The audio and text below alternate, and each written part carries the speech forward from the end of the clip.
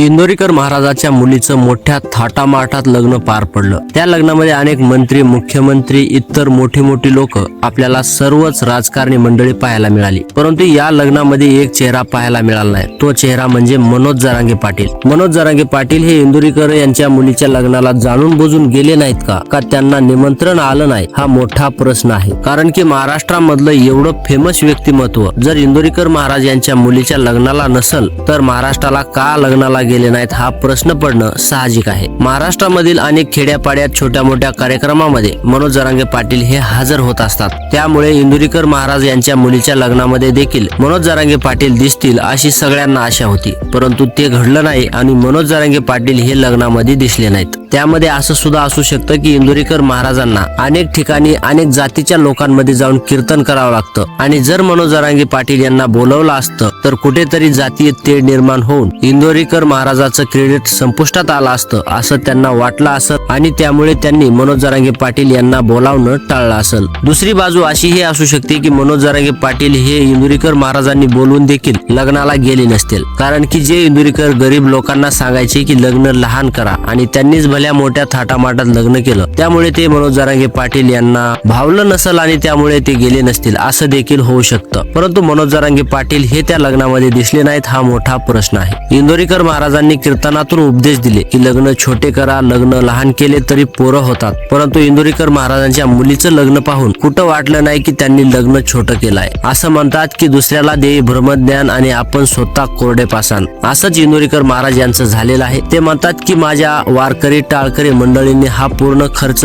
स्वबळावर केलेला आहे। परंतु हे असं होऊ शकत नाही कारण की इंदोरीकर महाराज यांच्याकडे पैशाला कमी असूच शकत नाही। कारण की त्यांची एक कीर्तन करायची फी 1 लाखाच्या पुढे आहे। ते दिवसामध्ये 3 ते 4 कीर्तन करतात तर त्यांना पैशाची कोणतीही अडचण नाही। त्यांनी स्वबळावर हे लग्न केलेलं आहे। त्यानंतर त्यांनी सांगितलं देखील की ज्याची ऐपत आहे त्यांनी करावीत। तर तुमचं मत काय आहे इंदोरीकर महाराज यांच्याविषयी, त्यांच्या मुलीच्या लग्नाविषयी हे आम्हाला कमेंट बॉक्स मध्ये नक्की कळवा। व्हिडिओ आवडला असेल व्हिडिओला लाईक आणि चॅनलला सबस्क्राईब करायला विसरू नका। धन्यवाद।